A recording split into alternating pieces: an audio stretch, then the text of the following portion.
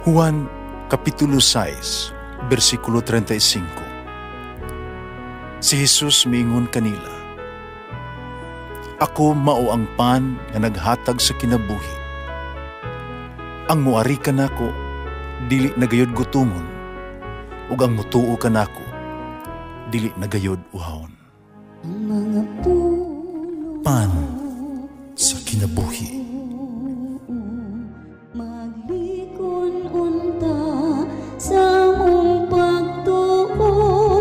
Gagakakabi sa pagtuman sa imong mahal nga kasuguan. Ang Ginoo na kaninyo. Santos ng Ebanghelyo sumala ni San Mateo. Si Jesus miingon sa mga tinunan, "Pagbantay kamo sa mini nga mga propeta. Muana sila kanunyo, ug daw mga karnero, apan sama sila sa mga bangis nga lubo. Mailhan ninyo sila, silang binuhatan. Kaya ang sampinit dili mamamungag ubas, ni ang kadyapa mamunga og igos. Ang kahoy nga walay sakit, mamunga og maayong bunga, apan ang kahoy nga masakiton, dili maayog bunga. Dili makabungag, walay pulos nga bunga, ang kahoy nga walay sakit. Ingon nga, ang masakitong nga kahoy, di makabungag mayong bunga. Ang tanang kahoy nga dili mamungag mayong bunga, putlon o isugnod sa kalayo. Busa mailhan ninyo, ang mini nga mga propeta, pinaagi silang binuhatan. Ang Ebanghelyo sa Ginoo. Pasalamati ang Ginoo, kay siya maayo, ang iyang gugma mulungtad, hangtod sa kahangturan.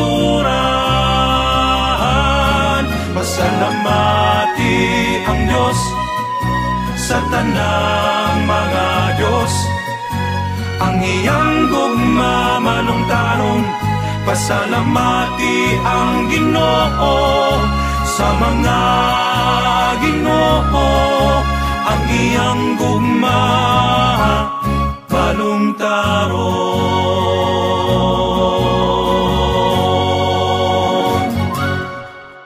Ito sa may tinuod gyud kang propeta.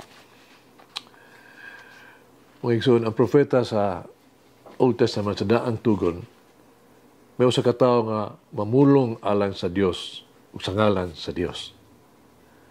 Ang mga propeta mao'y tigdala sa pulong sa Dios. Ang Ebanghelyo karong adlaw nagsugod og usa ka pisidaan. Magbantay kamo sa mga mini nga propeta. Apan ang pangutana mao kung saon pag-ila sa mini gikan sa tinuod nga propeta. Ang duha makasangyaw bahin sa gugma ug kaluoy. Ang duha mahimong mapakita og kalumo. Silang duha makakutlo biya sa tudling sa kasulatan, balaang kasulatan, pulong per pulong, word for word. Ang tubag mao, balaang kasulatan, pinaagi sila mga bunga, mailhan niyo sila. Busa pinaagi silang kinaiya, sa paagi sila ang pagkinabuhi, atong mahibaluan kung sila gikan bagayod sa Dios. Ang mga pulong gikan sila mga ngabil, kinahanglan makumplito pinagi sa mga buhat sila mga kamot. Kung unsang ilang giwali, kinahanglan angay nila siyang buhaton. Ang ilang isulti, kinahanglan nilang buhaton ug tumanon. Ang tinuod nga propeta, magtultol sa mga tao ngadto sa Dios. Ngadto sa Dios o dili padulong silang kaugalingon. Kung iya lang tinguhaon, magtinguha siya sa iyang kaugalingong interes. Kung magwali lang siya sa iyang kilo-kilong bete, sa iyang achievement, haron siya musikat, dili sa tinuod nga propeta sa Dios. Ang unang libro sa Kristohan ng simbahan, Didache, no? Nagsulat sa kahinungdan sa pag-ila kung kinsa ang tinuod nga propeta o say dili. Kaya nag-ingon, Kung magbilang gani sa sulod sa tulo ka adlaw sa usa ka balay, usa sa kamini nga propeta. Ang matag apostoles nga moanha kaninyo pagadawaton. Ingon sa pagdawat nyo sa Ginoo. Panayaw siya tuguti nga magabilin sobra sa usa ka adlaw. O kung gikinahanglan, duha ka adlaw. Ang bisan kinsa na tinuol nga magwali o magtrabaho alang kay Jesus. Dili mangayo o mga pribilehiyo. Di mangayo o labing pinili nga bahin o ipalabi. Ang tinuol nga propeta andam mudawat sa krus. Mapasan ni ini hangtod sa katapusan. Andam siya mo alagad. Ang tinuol nga propeta matilud-anon nga mosulti ka nato nga pagsunod kang Hesus mao ang dalan sa krus.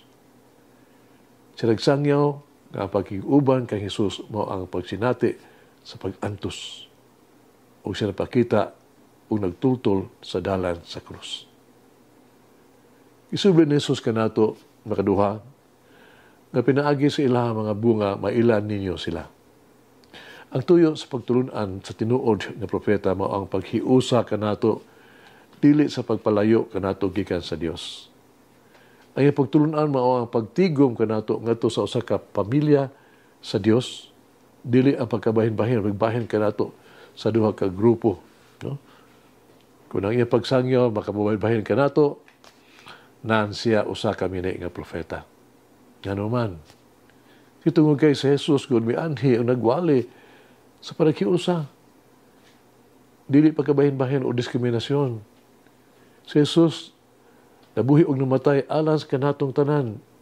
Tanan. Dili alang sa usa lang ka grupo o ka particular ka certain community. Si Jesus kanunay nga nagbuot. Nag-ampo siya sa tanang higayon. Mahimutang usa. John chapter 17:11.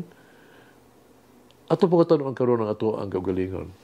Nagalagad ba kita sa mga tao? Nagipiyal sa to ang pagatiman? O ato pagipaalagad sila ka nato?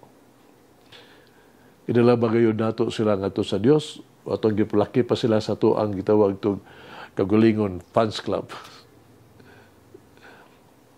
Doon ay sugilanon sa usa ka executive. So, bago lang i-promote siya nga himong vice president.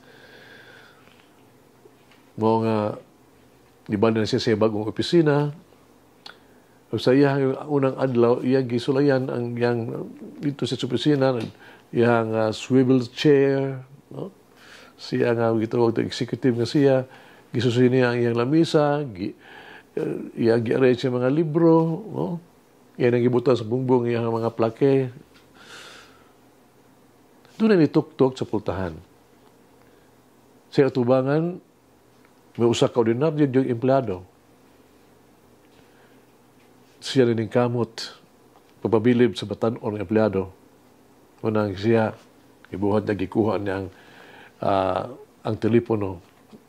Ningon siya sa mga sugat, tingog, ningon siya. Mr. President, kaya na ako.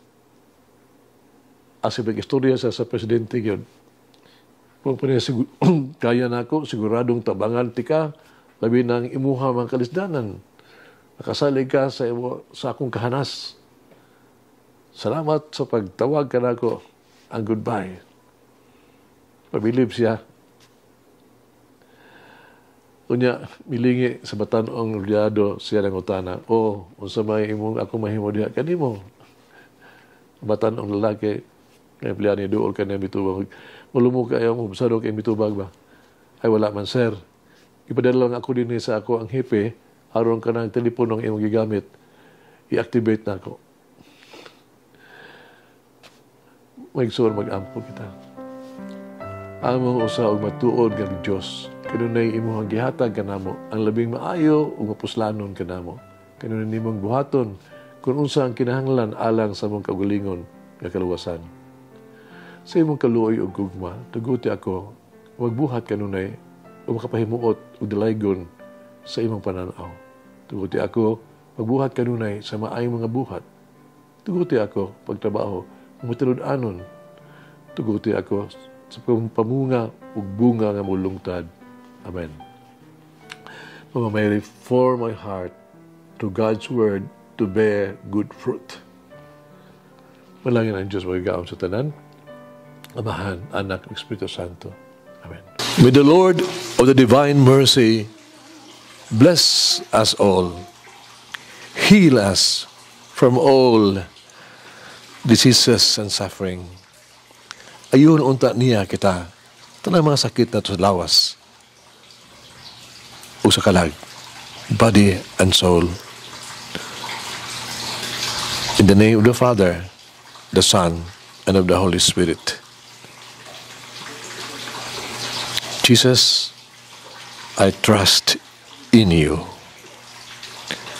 Amen. Whoever eats the bread of life will never hunger, says the Lord.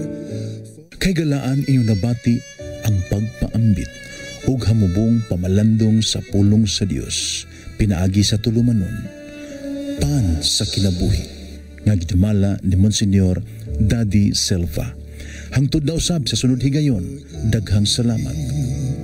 The bread of life.